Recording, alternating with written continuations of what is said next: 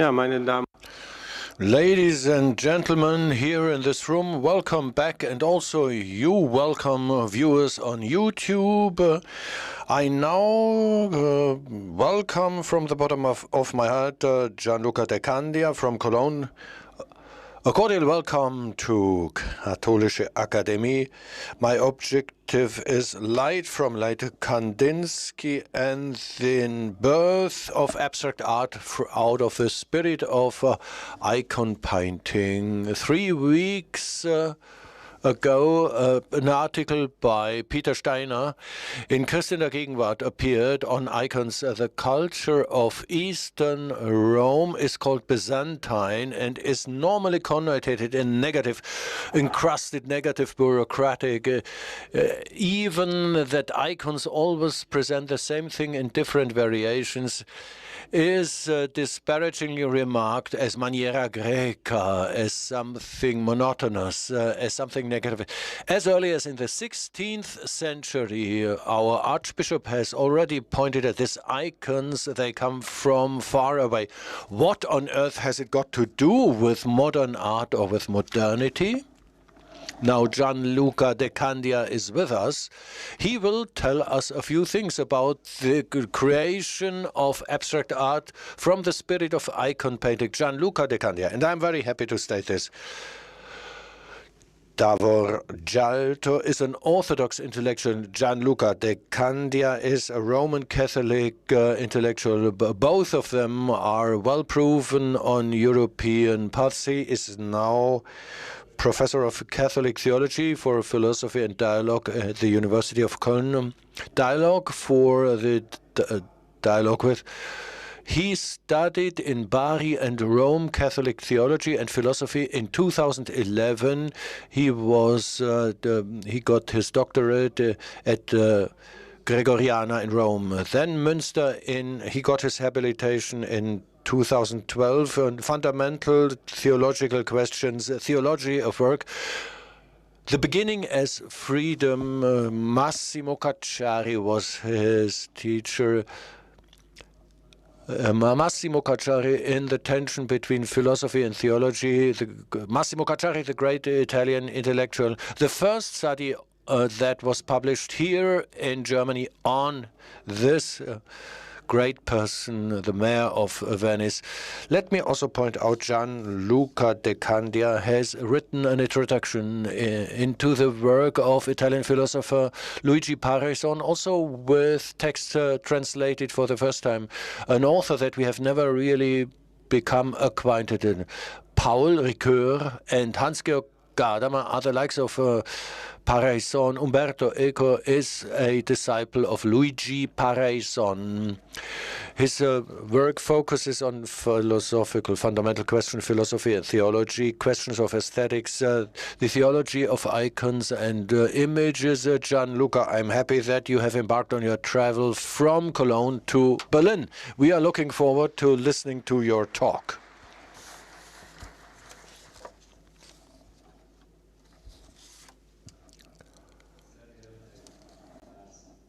Dear Lars Gertmar, Eminences, Excellencies, Herr Director, dear Joachim, ladies and gentlemen, I would like to begin with a question that captivated Central European culture at the transition from the 19th to the 20th century.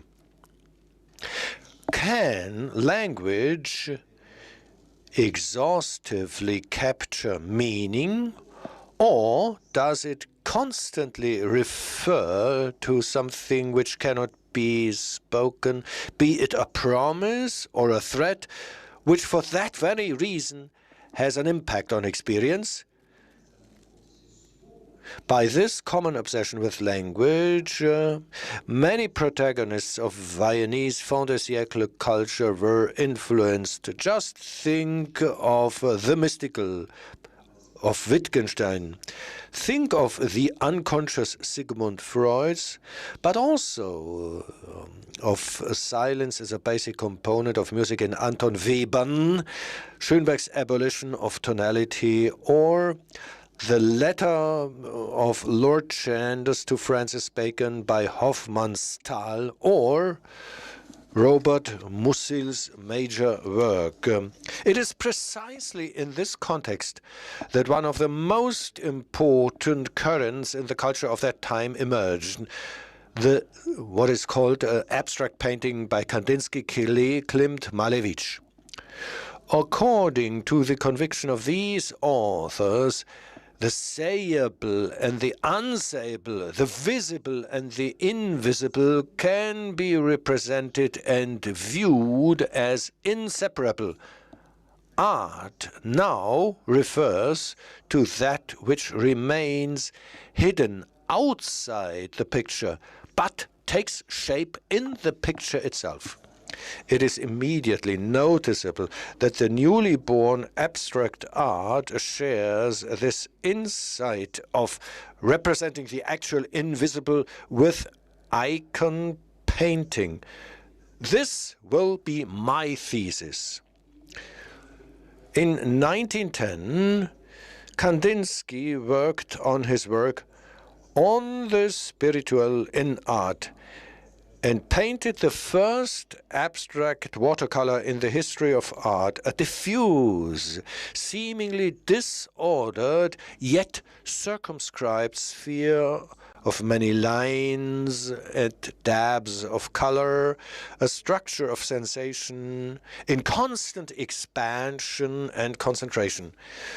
Together with Franz Marc, he founded a new movement and the magazine Der Blaue Reiter, around which Paul Klee, August Macke, Alexei von Jawlensky, or the painter-composer Schönberg then rallied. This is where we come across the letter of 19th June 1911, to which we owe our title, and in which Kandinsky develops his idea for a book. I quote, a kind of almanac with reproductions and articles only by artists. The whole year must be reflected in this book, and a chain to the past and a ray into the future would have to give this mirror full life. Chain to the past, ray into the future. What on earth do these images mean, which may seem strange to us in their archaic messianic sound? This metaphor now has a religious theological meaning for Kandinsky. You will probably be surprised, because at first glance abstract art and icon painting may not have so much in common. On closer inspection, however, both rely on common criteria, which is the subject of the following remarks.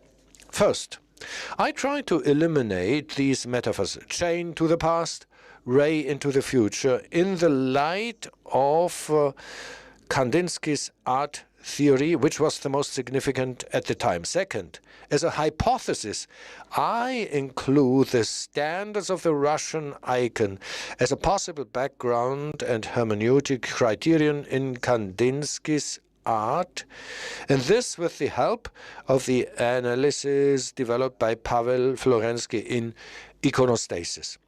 And third, my basic thesis is that the icon has an anti-subjective, beyond all perspective character, which gives space to the infinite and is artistically and theologically received by Kandinsky in such a way that the absence and lack of understanding of the mystery become evident. This captures our time, capturing and its religiously spontaneous understanding has been nailed down. To say it in advance, the decisive change of horizon from Kandinsky to postmodernism consists in the fact that today no hope is attached to the possibility of a visualization of the numinous. Now, A few words about this metaphor, chain to the past, ray into the future.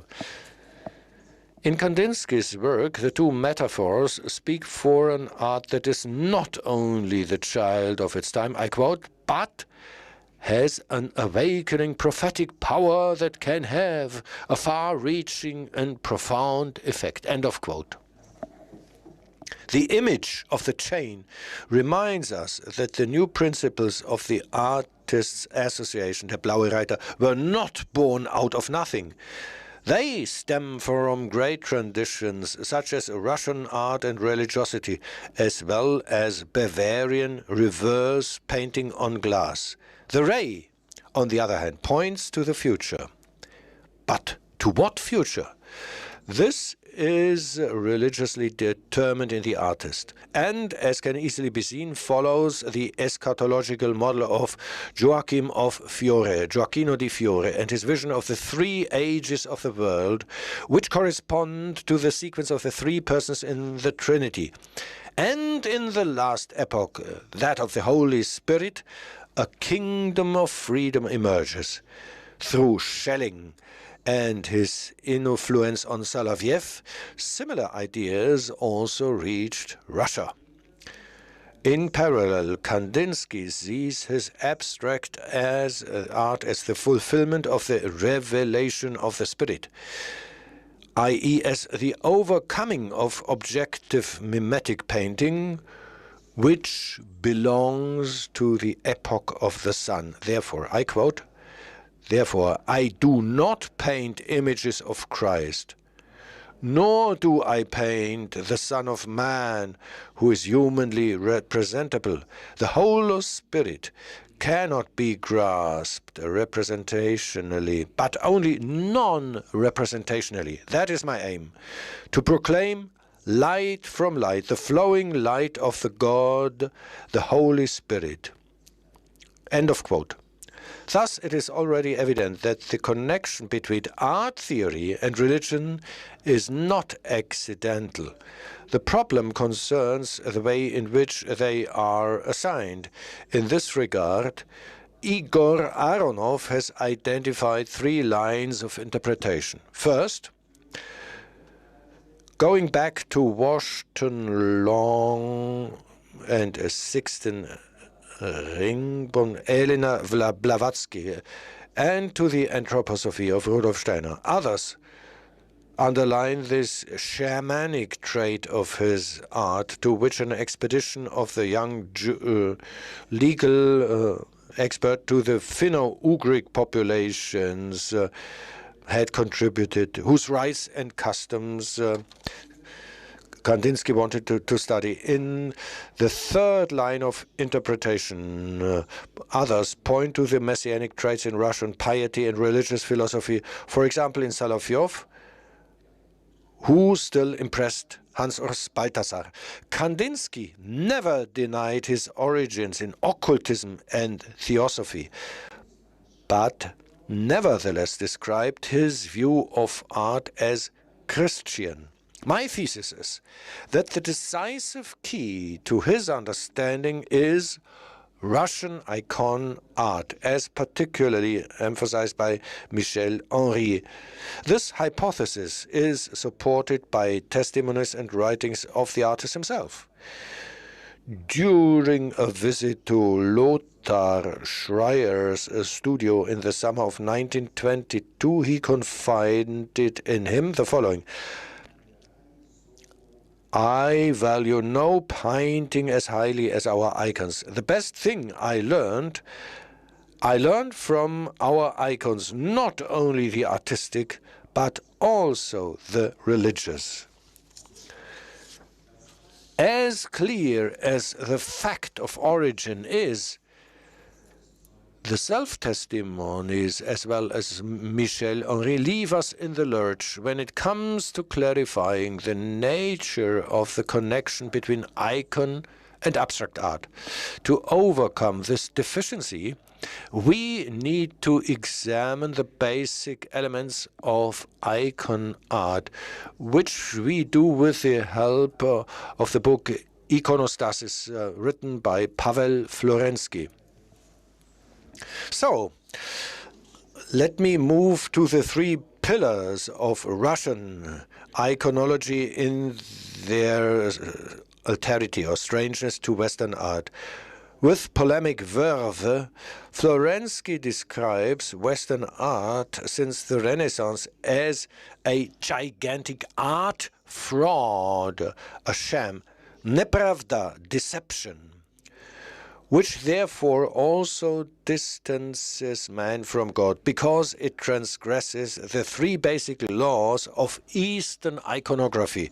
First basic law, the inverted, or rather perspective.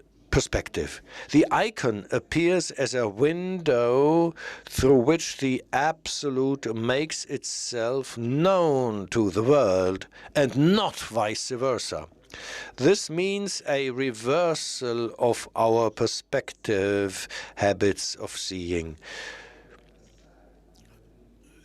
May this be illustrated by Rublov's icon of the Trinity. The two side pedestals face the viewer.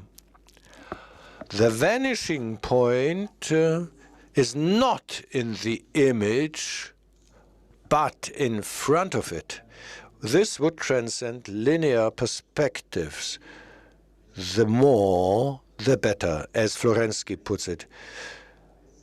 Since Renaissance, Western art has lost this primacy of the appearance of the absolute in its adoption of linear perspective.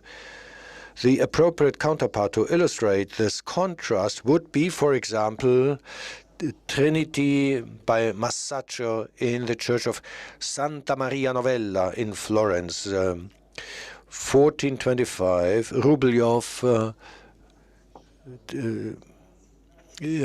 painted this icon written. He has written this icon because an icon is written, not painted.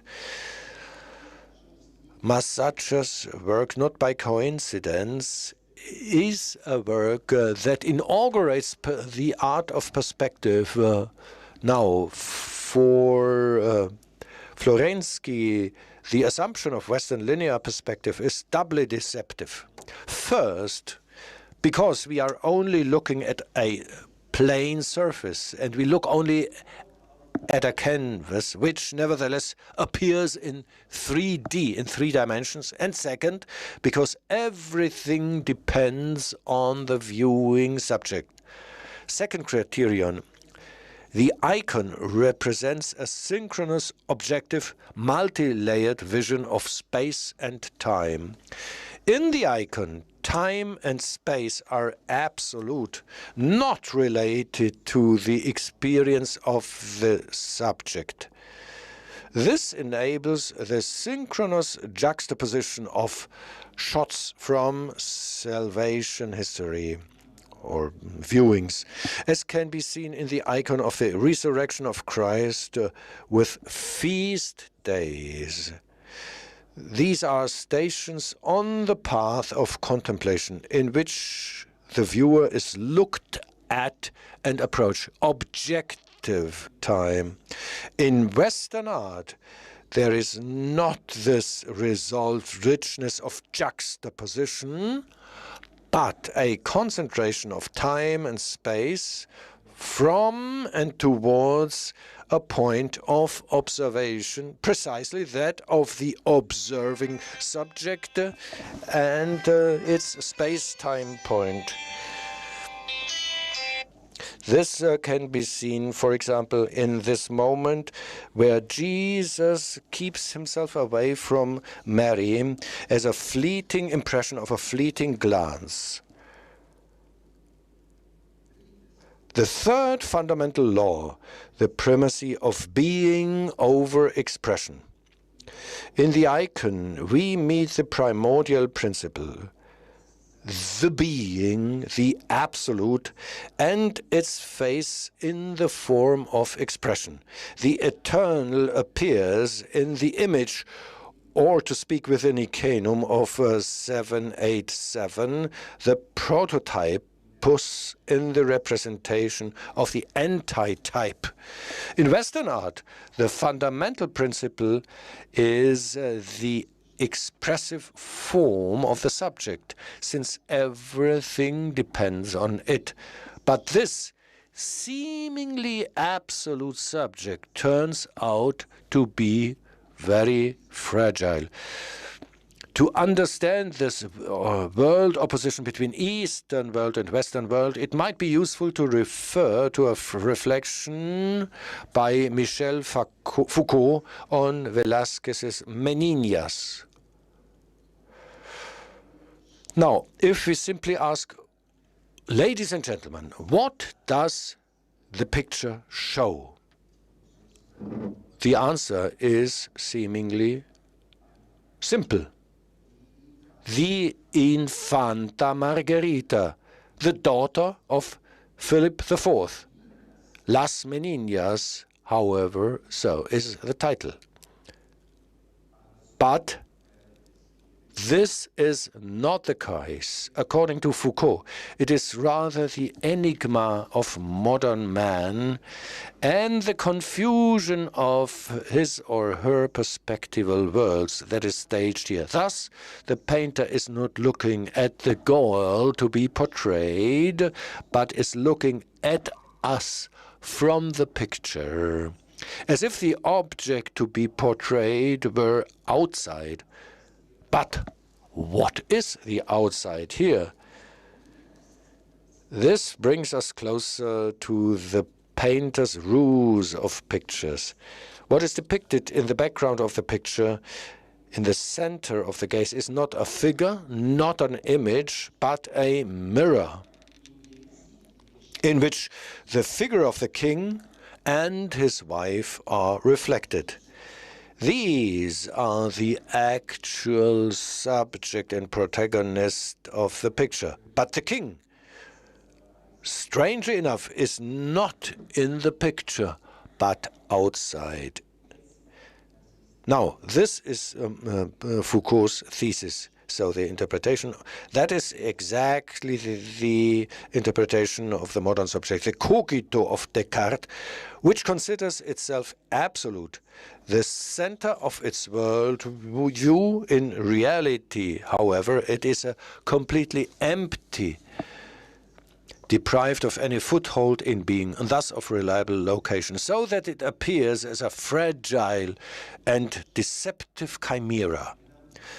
This is exactly what Florensky means when he speaks of the fatal outcome of the Western worldview, which has renounced the primacy of being in the form of expression.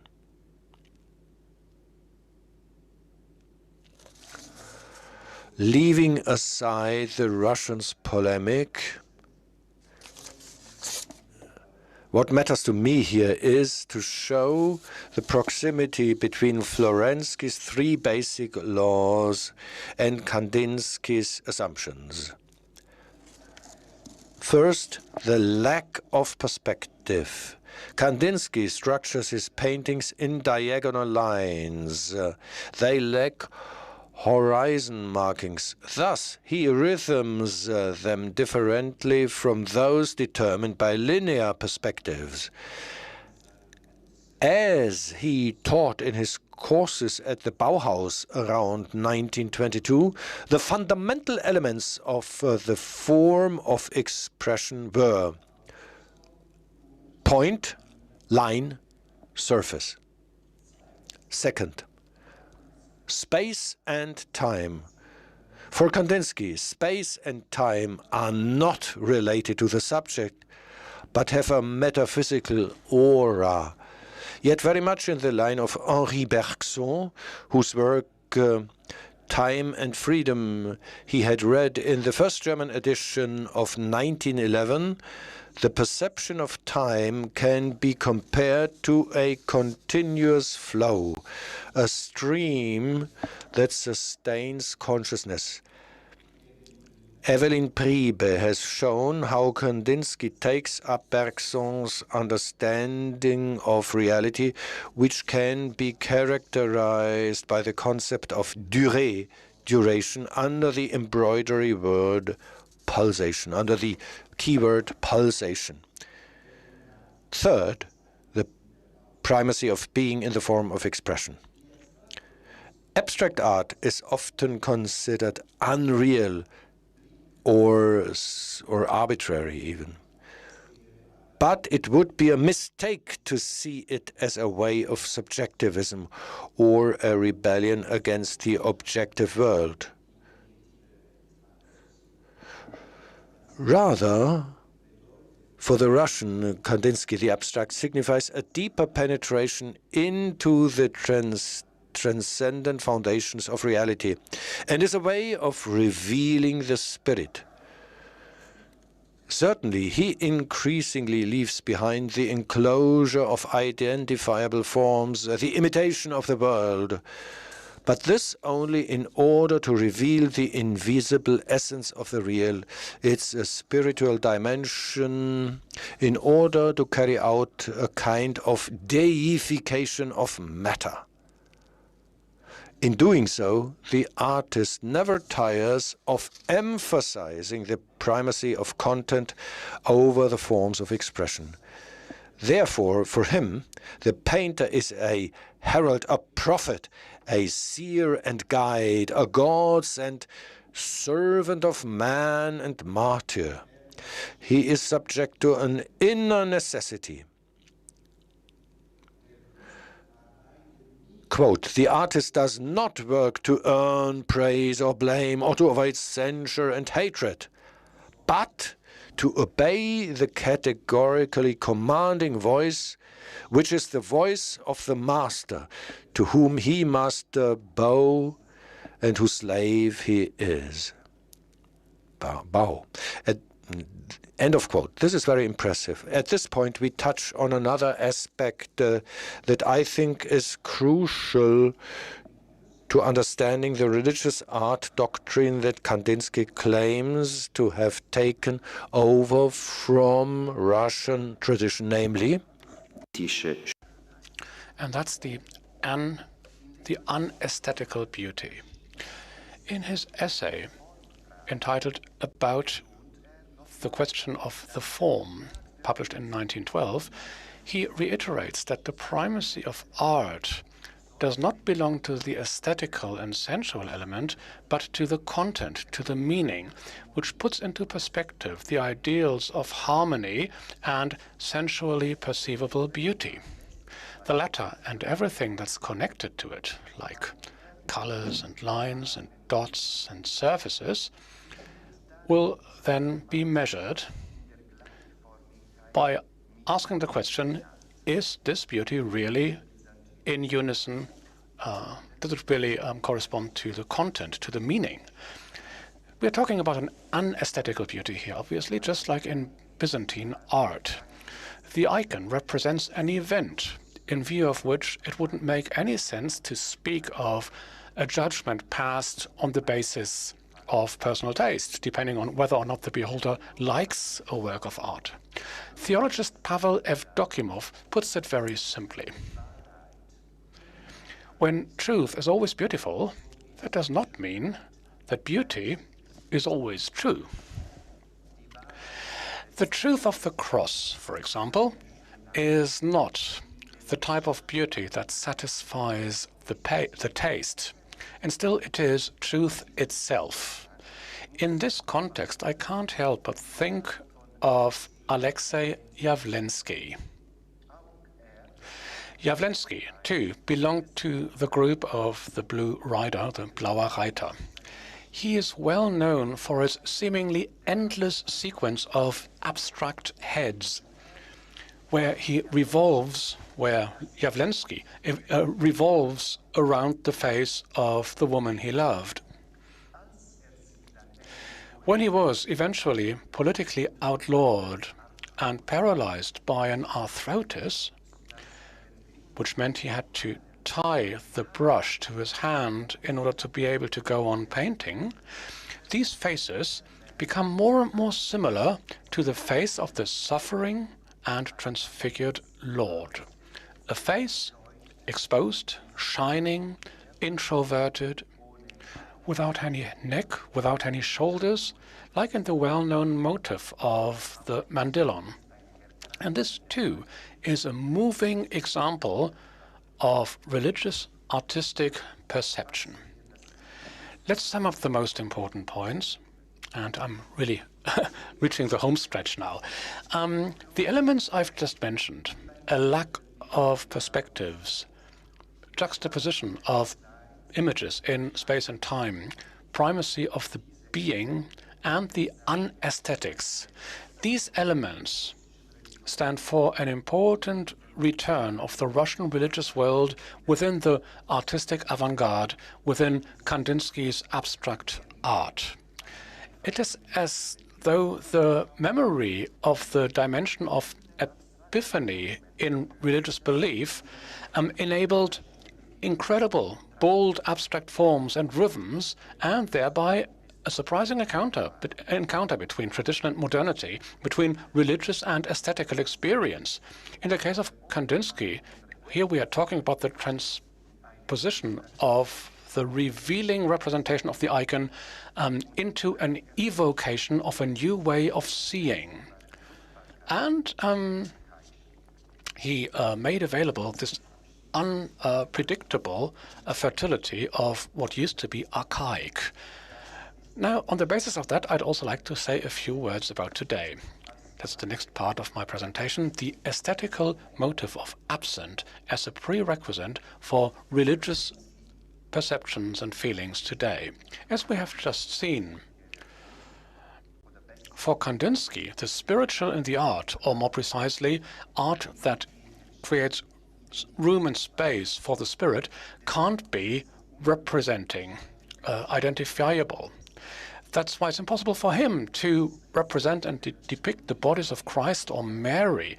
So this principle of the non-representing realization is part of his heritage that he left behind, of his legacy that he left behind for modern art and religious art.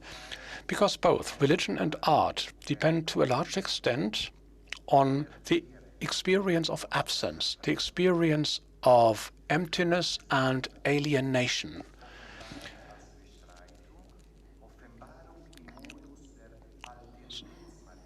So maybe that is why the revelation has become a topic in art again in the 20th century in a surprising way. Because with Mondrian, Malevich, Newman, Rothko, Willigans, and others, we are talking about a negation in view of a more and different that would otherwise have remained unperceivable.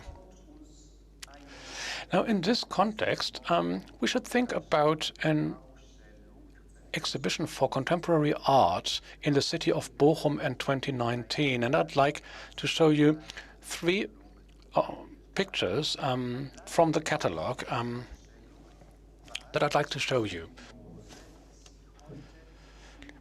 One guiding principle of this exhibition was the fact that the numinous is today shown in the absence of the picture. Such an aesthetical experience can be made when you have a look at Ben Willigans' Last Supper. Mr. Willigans picks up on Leonardo da Vinci's Last Supper. He removes Jesus and the disciples. They're not needed. And the warm colors that Leonardo used are replaced by a cold white color and emptiness. The eyes can fasten when they look at this picture. In the center, there's a door and two windows, and you gaze through the windows into another room that is filled by bright white light. And this white color within this threatening gray overall construction offers its own dynamic potence and drives the light forward. So the beholder can participate in the ray of light that moves from the back towards the beholder gets the feeling they are waiting for something, but what for? Are we talking about waiting for Godot? Is that it? Every beholder who sees this picture is invited to find his or her own answer to this question. A second example that is a work created by Dmitry Korsakov. He uses the window principle of the old wooden icons that put a painted frame around the pictures of Christ, Apostle, and the Madonna. But in the center of his paintings, there's always an emptiness, an empty center. In a work that he created in 2017, without a title, he deals with the famous black square on white ground of Kazimir Malevich. Korsakov inverses the role of the colors in such a way that the beholder is attracted by a white center that invites him to enter and not to try to withdraw. And you can see again the numinous becomes apparent in the absence, in the emptiness in this picture. One last example, and this really leads me to the end. One last example is Thierry de Cordier's work, Rien de Croix, that obviously deals with Velázquez's crucified Christ. De Cordier uses the inscription on the cross and the anachronistic frame from Velázquez's work. Now, Velázquez depicted the painful death, but he also depicted a feeling of balance and tranquility. Now, when you have a look at the iconoclastic painting of the Frenchman, the whole atmosphere and mood is completely different in the name of a religious and artistic experience. Because when we are used to see crosses everywhere, then of course there's always this risk to cover or to minimize the scandal that is connected to the cross. So the artist renews what is provocative about the cross, because he only shows the silhouette of the man who was crucified in the background, and you see black everywhere when you look at this picture, as if he wanted to say, what remains of all of this today? Rien de la croix? Is nothing left of the cross? As you can see, the contemporary art of the so-called post-metaphysical age is by no means just nihilistic. On the contrary, it knows about the simultaneous character of presence and absence. It is as if this art wanted to show theology, how in the West it is possible to, well, renew religious experience and so contemporary art, despite all of their iconoclastical character, offer a tremendous potential that we have to talk about, that we have to discuss, and that provoke our freedom of interpretation. Thank you very much for your attention.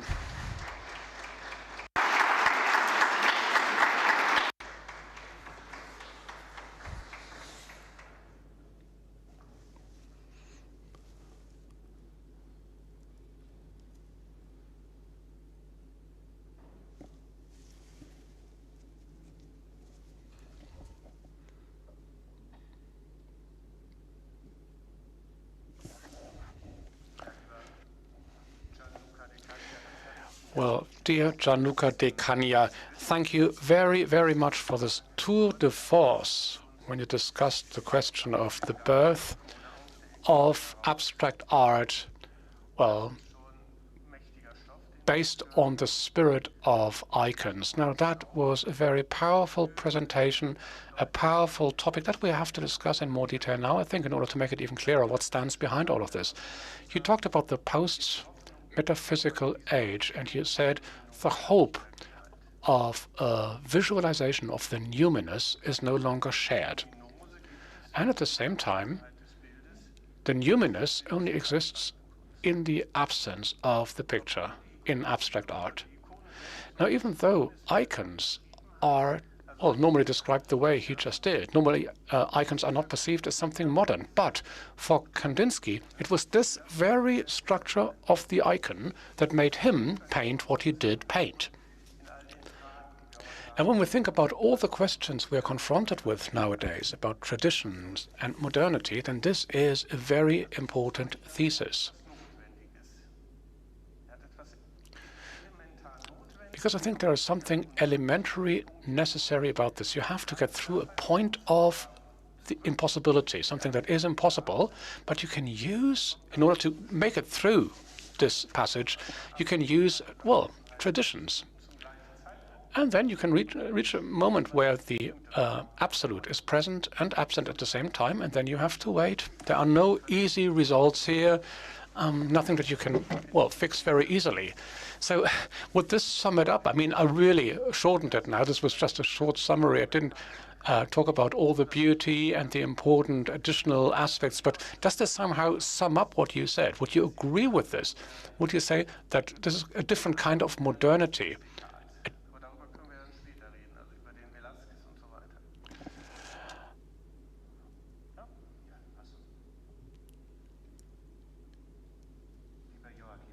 Yes, dear Joachim, you just said, well, what is important about this? Of course, I didn't want to be naive. I didn't want to say that icons are just the same as Kandinsky's abstract art. That would be naive, because when we talk about Kandinsky, we talk about the transition from representing art to, or from representation to evocation. When we talk about the icon, we talk about an objective representation. When we talk about Kandinsky, what matters to him is the auras that surround human beings, the radiance of what is religious, the evocation of a sphere, the spiritual in the art.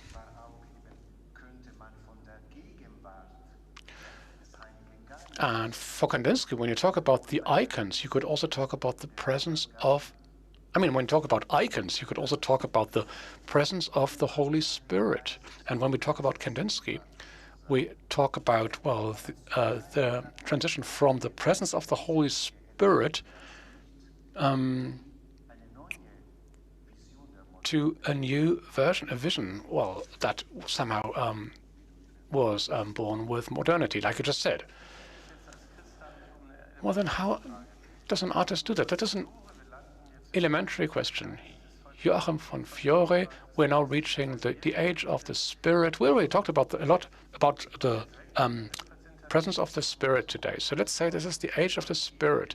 We move away from representation and more towards evocation or expression. But what about the repertoire of the image of Christ? Wouldn't all of that be thrown out then? Would the whole thing not become too fluid? Wouldn't you need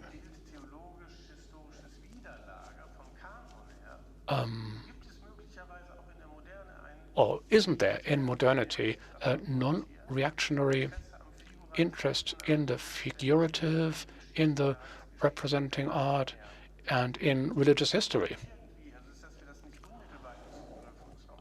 So, is there an attitude, an internal attitude that, and that would be my next question already. You talked about beauty and elegance as well, and you said that while truth is beautiful, not everything that's beautiful is true. Yes, of course, this does exist, but I think a correct modern interpretation would be always abstract. Yes, it does exist, but as a quote from the past, even today, in contemporary artists that are interested in religious subjects, I think it's a repeat of old motifs in Renaissance and the Baroque age, but the properly speaking modernity of religious art is abstract or is an evocation, is evocative. I would say from the primacy of truth, we have come to the primacy of verification. It's a paradigm shift in philosophy. Not only philosophy, but also art was founded on the idea of truth. Today it's about verification. Show me what verifies your truth. It's not enough if you just repeat the statements or the teachings of the past. It may be realized in a religious way, in a phenomenological, literary way. What does it mean? The Holy Spirit acts. So we thus reach a point, and let me ask this. What do we hear when we hear quote from? Many would reply, that's nothing. I would say it's so much. It's not just a quotation from another work. It could be a type of image. It's a canon of forms, but it's more than just a standard. It's more than a tradition. It almost sounds like plagiarism, a counterfeit. Now this quote or the reference to a previous form is a sort of process of verification. So you have in precedence a belief in future verification, but a process that is never sure of itself. This verification needs to verify itself. It's an origin of inspiration. It's inexhaustible. It's a condensate of meanings that can never be exhausted or depleted. If the quote describes something that corresponds to truth or to reality, because truth is a trite and overdone concept. It corresponds to life, to reality. So the interpretative options of a true quote are immense. They are infinite. They are in the sense of a reservoir or as a resource for inspiration rather than as a sort of plagiarism. Let me come back to this criticism of Florensky, to the central perspective and criticism leveled against the Cartesian subjectivity, where the ego stands as a sovereign in the middle of anything that happens, well, rather flippantly. Please don't judge it too severely, what I'm saying. At the Catholic Academy, we ask again and again, how many modernities do we have, also with a look at the tradition. You mentioned the interpretation of Las Meninas by Foucault. You said the Cartesian subject is without place and without orientation, so it has lost its bearings anyway. So there is no orientation. How does the Cartesian subject represent itself? No longer in this central perspective, but look into the mirror of Velasquez, and you also reformulated the central points of criticism as formulated by Pavel Florensky. This is also a severe criticism, a thrashing criticism, the central perspective that, so to speak, hinders you from penetrating the absolute as a sort of prerequisite of size. This opens up a great, for religious and aesthetic experience. They need to enter into a new relationship. Descartes, lost in his perspective with Velasquez, and Pavel Florensky. And here one could say this is a criticism of culture. This is of enormous current importance. The West, the East, this is an anti-modernist way of thinking. We all know those debates in view of the war. The East against the West.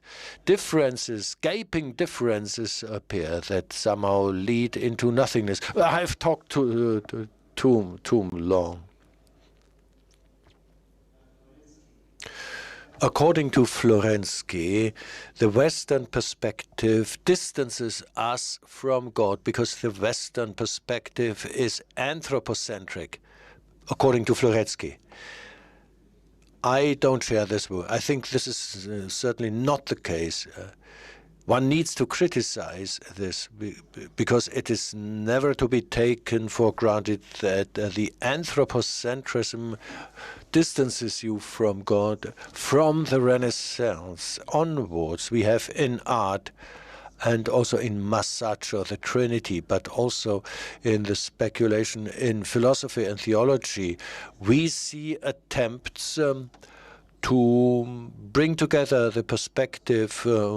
Think of Nikolaus of Cusa, Nikolaus Cusanus, De Visione Dei, where he tries to see the meditation of God or the contemplation of God. He tries to bring this together, contemplation of God with the primacy of reason. So he tries to bring the two things together. Florensky is aggressive when he criticizes us and criticizes also our Western art. Yet at the same time, we need to say, around the turn of the century, many intellectuals were fascinated by Russian culture. Think of Walter Benjamin, Rilke, and his journey to Russia. Walter Benjamin with their loved darlings who had Russian roots, and they came back from Russia full,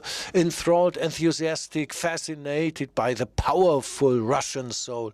Why is that?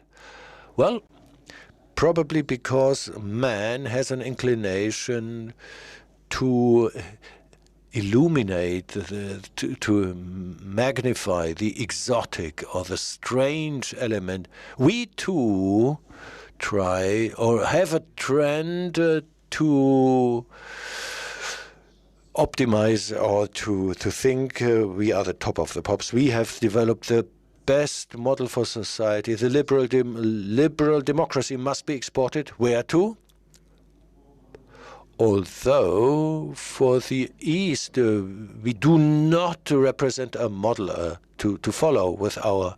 They do not consider us a role model. So with this double embellishment, you can never carry out a good politics. Learning in the encounters with other worlds, we learn also to read our own perspective differently. The modern subject thus would never understand such an opposition of two worlds. More than that, we tend to see ourselves as the hegemonic subject or in the West. So I think one thing has become very clear. We have seen very clear two Weltanschauungen, two worldviews in the paradigm of art. It's a highly topical theme in view of the Ukrainian war. I would not justify anything, but it shows a different interpretation that is possible, that has also come forth today. Dear Gianluca de Candia, thank you so much. Let's open up the discussion. There is so much to discuss. It's inexhaustible. You need to get a feeling. Don't be hesitant. Don't hesitate to take out a snippet. Please, yes. Thank you very much for this wonderful. You can take off your mask. Thank you so much for this wonderful talk. As to the reduction, you said Kandinsky saw the entire history, the pictures of the past. He abstracted, or he shrunk them to abstractions. Looking at your pictures, the empty table of Leonardo, I have Inri, this plaque of Inri by Velázquez. I do not, Velázquez. Well, what else have we seen? We have seen, well, at the end of the day, everything is reduced or is shrunk. But I can recognize this only if I know the original. The empty table does not say me anything. Did I not know that it looks like the one made by Leonardo? This shadow of a crucifix will tell me only something. If I know the original of Velázquez, it's almost the opposite of the metaphor of the cavern by Plato. So we do no longer need the nature. We only have the shadows. My children, they have not seen this. They need to go to the museum. If they enter a church, let me reduce it. Well, for example, Maria Martyrum, what can they see? They see a colorful image. If they have not so much knowledge, somebody like them who has no background knowledge can recognize nothing. The same is true for this wonderful window by Richter in the Cathedral of Cologne. If I had not all the other pictures, this window in the Cathedral of Cologne would be an empty nothingness. So I would say these are just quotes, and quotes do not count for anything because I have only then reflections and foils. I do not have anything concrete for my soul to grasp and to hold on to. It's a quite sophisticated question. Alex Stock has written a wonderful essay, unfortunately has died. In Sinn und Form, he wrote a text on those windows by Richter, Gerhard Richter, and he sat down and he celebrated all the liturgies of the cathedral of Cologne, and he watched closely how the interrelationship developed between the believers and the Richter windows, how these icons become also part of the religious celebration. Well, I guess that your question goes into this, but the essay by Alex Stock is still very readable and good stuff to read. Well, this is a monstrous question, but I will try to give an answer. Not an answer, but to resonate your question. Christianity, first of all, seen from outside, is a history of art. It's a cultural event. That's the first problem.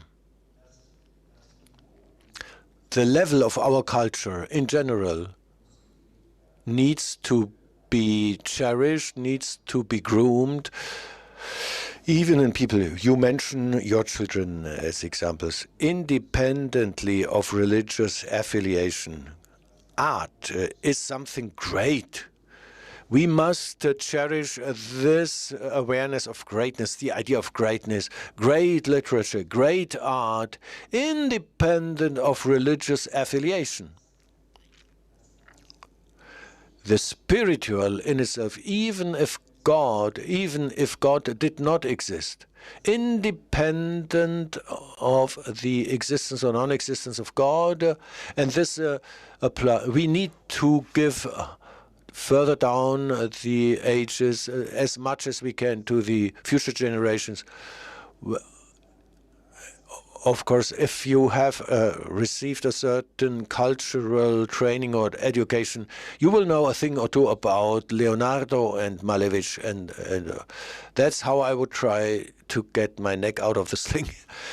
Well, The deeper question is, of course, how can we, after all, become able to hand down such traditions or religious attitudes? But that's a totally different question, which is certainly a challenge to the Church and to fundamental theology.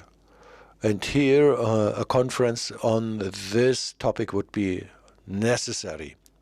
But I think we should not underestimate the cultural element, poetry, literature, art, music, independent of any religious link. Wherever is beauty, man is touched by transcendence. Independently of any religious belonging. I would even say Navid Kermani has published a beautiful book about art. You can, he writes so many books. Unbelieving Awe, Guido Reni, the Crucified by Velasquez.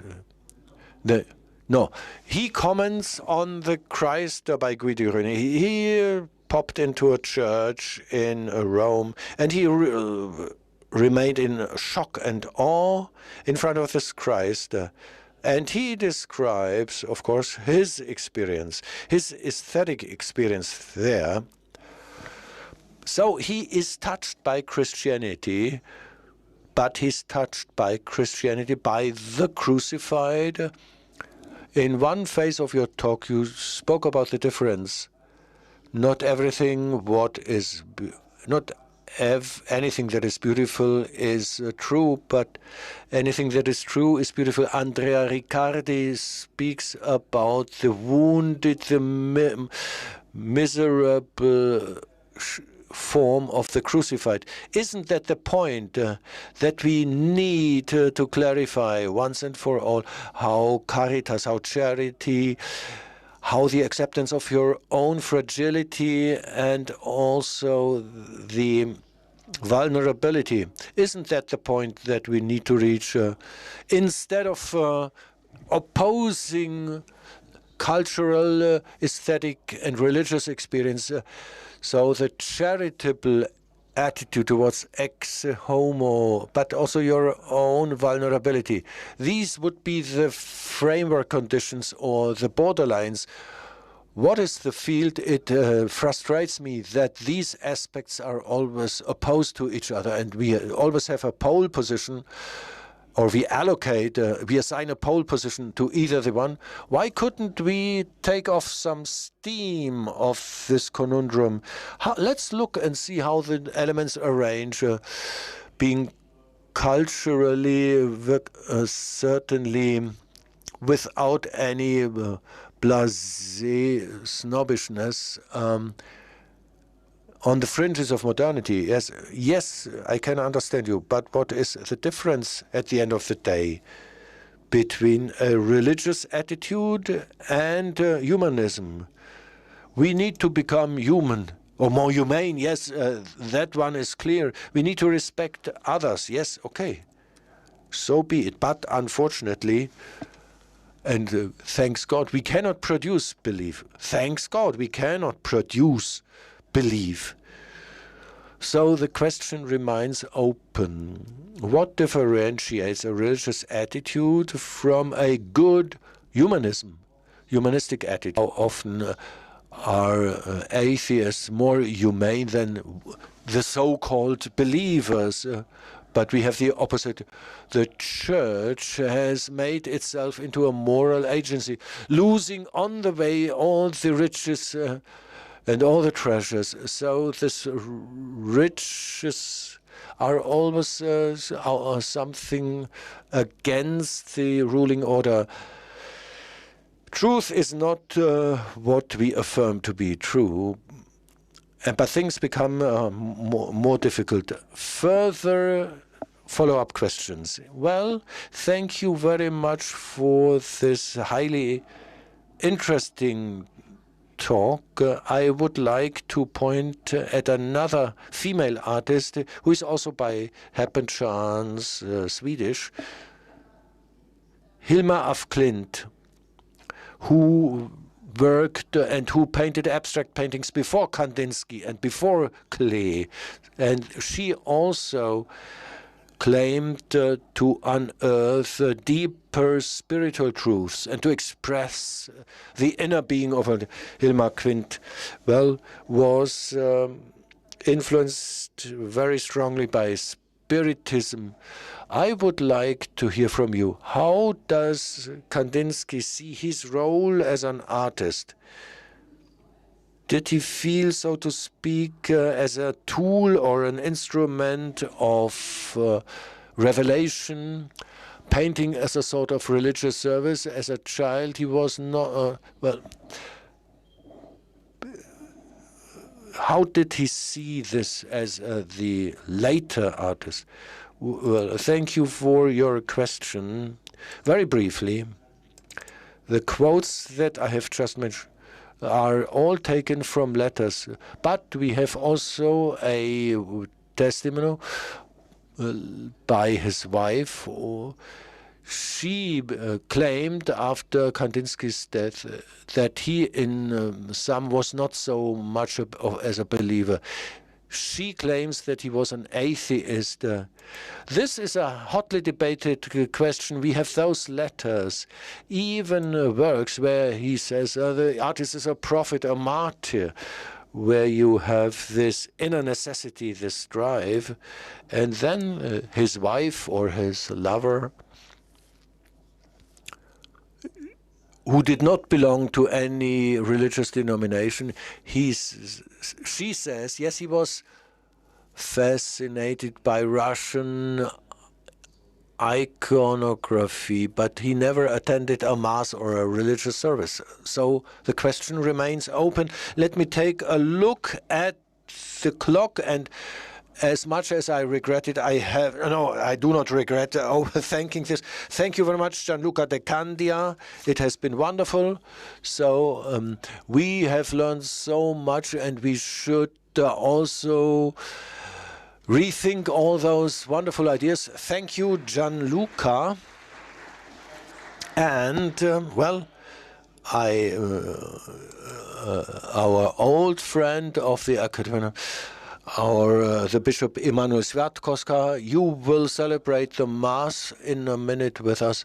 Outside, I hinted at that in the church, people start singing. If you feel like it, and if you want to shape with others the Mass, at 18 we'll have the ecumenical Vespers. Many other people will probably join us. Then we could also observe the Vespers on the screen behind. Probably you join the choir early on at 7:30. We will come back to this topic face-to-face. Norbert Franz will follow up. Then the presentation. Dear Lars of your icon, and a very brief panel with the protagonists of this conference. Please stay with us to the very end if you can, and get your refreshments in the liturgy. And somewhere there must be also a bowl of soup. You can refresh yourselves after the service, and stay with us. Enjoy the evening. We will meet up again at 7:30 here in the forum. Thank you.